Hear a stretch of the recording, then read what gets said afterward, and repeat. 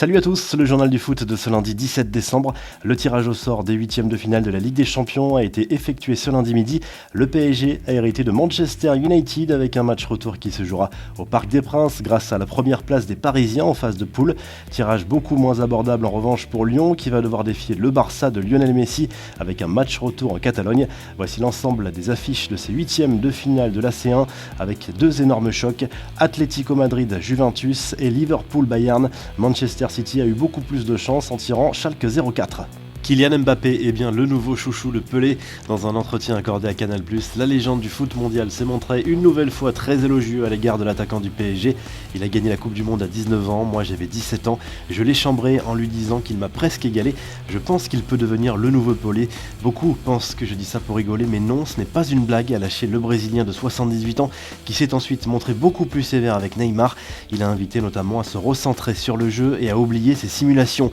Le Golden Boy 2018 se nomme Matthijs de Ligt. La pépite de l'Ajax et des Pays-Bas a reçu cette récompense attribuée chaque année à celui que Tuttosport et des confrères considèrent comme le meilleur joueur de moins de 21 ans évoluant en Europe.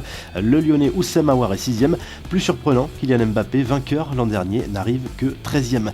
Quelques infos en bref et en images, la stat hallucinante du duo Messi-Suarez. À eux deux, l'Argentin et l'Uruguayen ont déjà inscrit 25 buts en Liga après 16 journées. C'est plus que le total de 16 de leurs 19 adversaires dans le championnat espagnol et non des moindres. L'Atlético Madrid et le Real Madrid ont par exemple marqué moins de buts que ce duo cette saison. La colère froide de Thierry Henry après la nouvelle défaite de son équipe à Lyon 3-0.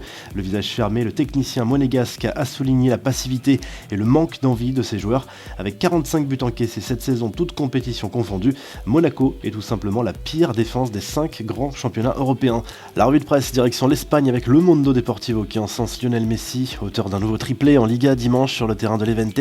Marca et AS se concentrent sur le départ des joueurs du Real Madrid pour les Émirats Arabes Unis. Le club merengue va défier les Japonais de Kashima cette semaine en demi-finale du Mondial des clubs. En Italie, Tuttosport félicite le Golden Boy de l'année et affirme que le point de non-retour a été atteint dans la relation entre Paul Pogba et José Mourinho. La Juventus Turin est en embuscade. On se quitte comme chaque lundi avec le classement des meilleurs buteurs dans les grands championnats européens et à demain pour un nouveau journal du foot.